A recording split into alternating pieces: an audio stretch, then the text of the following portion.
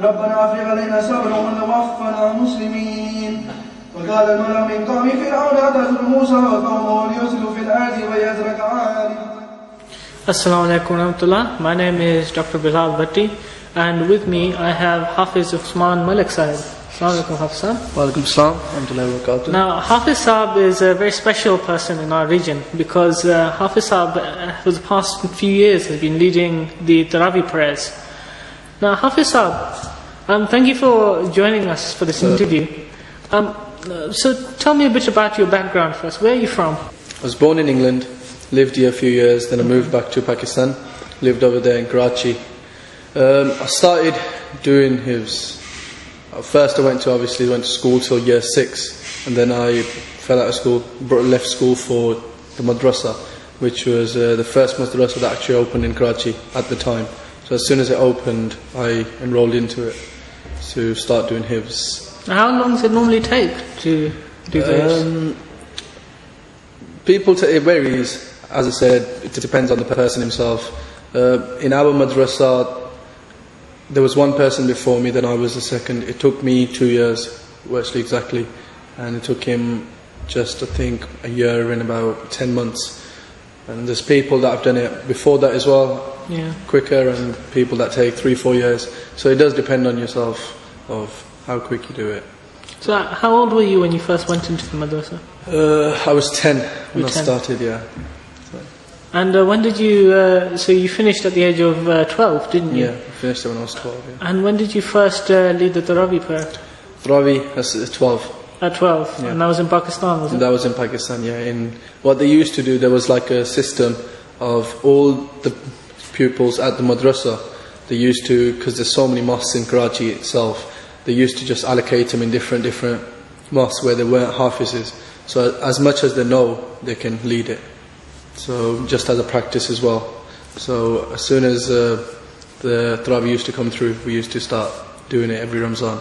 So I done it in Karachi first before moving here. So. And how did you find it at that stage when you didn't know much? At that stage, I was pretty nervous. I was pretty nervous, and it's quite hard as well. The stress, you get a lot of nervousness.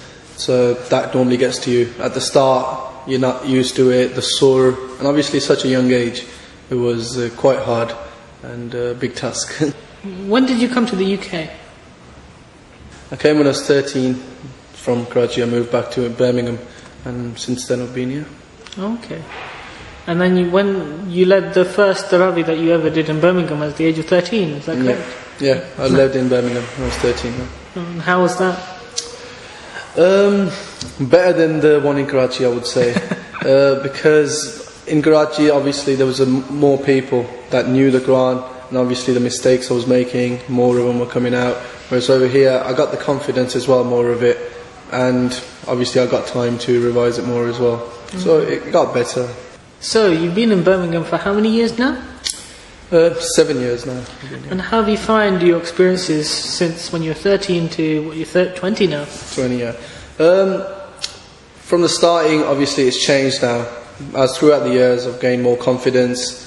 My Quran, obviously, from a young age, grown, matured. So the tilawat, the qira'at, all of it's improved.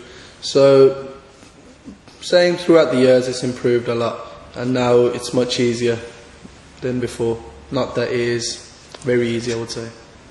So let's say that we are in the month of Ramadan at the moment. What preparation would you do before you had to lead the Tarawih? For the Tarawihs, my normal routine, what it is in Ramadan, it's 2 bari a day, regardless of whatever I'm going to read on the night. And throughout the year, it's half a separa. I revise and read it to my father.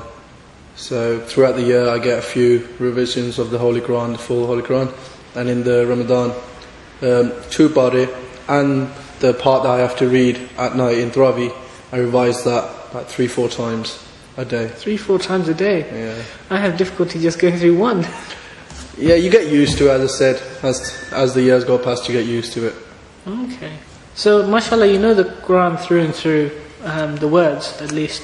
In the madrasa, do they go through the meanings as well?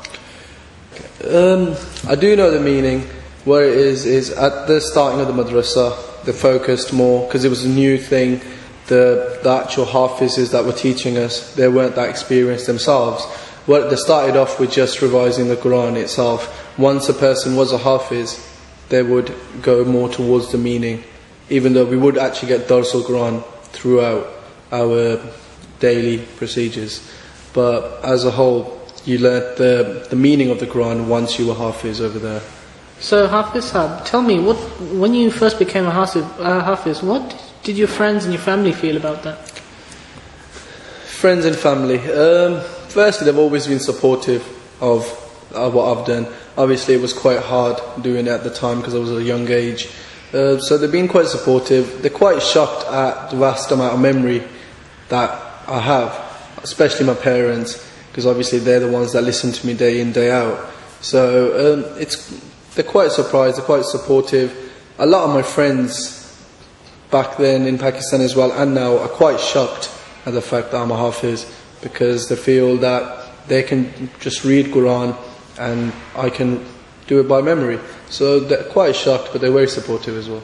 So Hafiz Sahib, mashallah, we've spent a good few minutes together now, and what you've told me has been amazing, and I've learnt a lot, and it's been very rewarding for me personally, and for our listeners as well. Obviously we have a lot of listeners, young and old. What advice would you have for them, for some of them who are probably starting out with reading the Holy Quran, some of them maybe thinking about going to do a Hifz?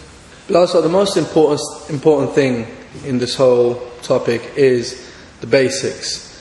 It's not about being Hafiz in modern countries like England is, that they're not really towards the religion that much. So what advice I'd give to them is that once you start off from a young age, what many do is they won't keep on revising, reading the Quran, reciting it, and that obviously the basics should be achieved at the lowest.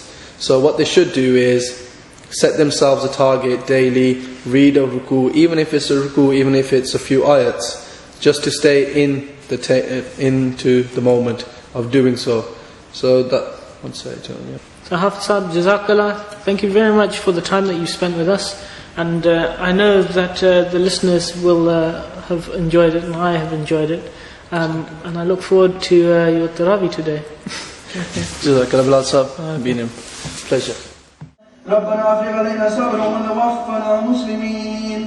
وقال الملأ من قوم فرعون أتذر موسى وقومه ليفسدوا في الأرض ويذرك آلهتك قال سنقتل أبناءهم ونستحيي نساءهم